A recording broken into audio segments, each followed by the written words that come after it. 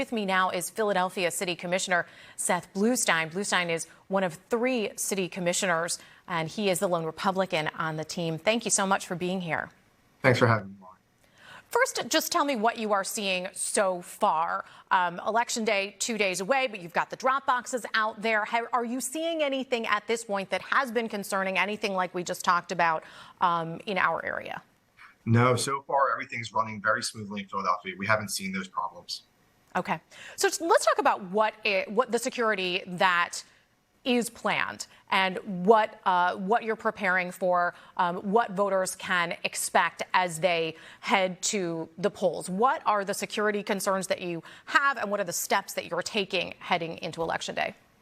Yeah, so first and foremost, we should make very clear for all Philadelphians that no matter how they choose to vote, whether it's in person on Election Day or by mail in advance, that voting in Philadelphia is safe and secure. And we work very closely with law enforcement and the mayor's administration and with the district attorney to make sure that all Philadelphians can have their voices heard without intimidation or threats. Okay. Now, you were not a city commissioner in 2020, but you were on the staff. You were working with then Commissioner Al Schmidt, who has talked about the threats that he received and sort of the environment after the election during the counting. What did you learn from 2020 that is now influencing how you handled this year?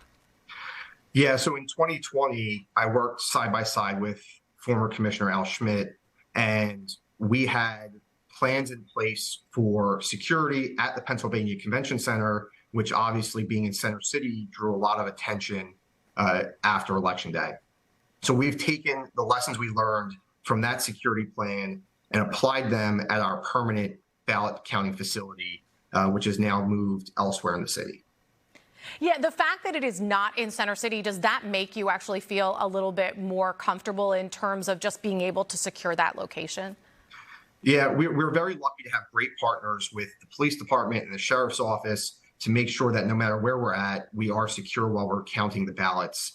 Being in a more remote location certainly helps. Yeah. Explain what people should expect, first of all, when they head to a polling site and also when they use a drop box. Let's start with if they're going on Election Day on Tuesday. What should they expect to see? What kind of security should they expect to see? And what is okay and not okay in terms of any interactions that people might have with them? Yeah, so the good news is we expect a higher turnout in person voting at polling places for this election, which means that people are interested in voting and engaged in the process. So we do expect more people to come out to the polls than we have seen over the last 2 years.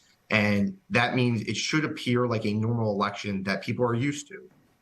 You should show up. Hopefully there aren't any long lines. You check in inside of the polling place at the table, you sign in, and you're able to vote on the voting machines. Individuals representing campaigns or parties are allowed to be outside of the room where the voting is occurring. They can be no closer than 10 feet to that entrance, and they can talk to you, they can hand you a flyer, but in no way should anybody be intimidating you or threatening you while you go to vote at a polling place. What should you do if you do encounter someone and you feel uncomfortable by whatever they happen to be saying or doing? Yeah, so on Election Day, there are 2 options for who to reach out to. If you believe that there is a procedural issue that is occurring, somebody is saying something that you don't think is right, you can reach out to the commissioner's office at 215-686-VOTE, which is 8683. If you believe that there is a threat or a criminal behavior occurring, you can also reach out directly to the district attorney's election task force, which is at 215-686-9641.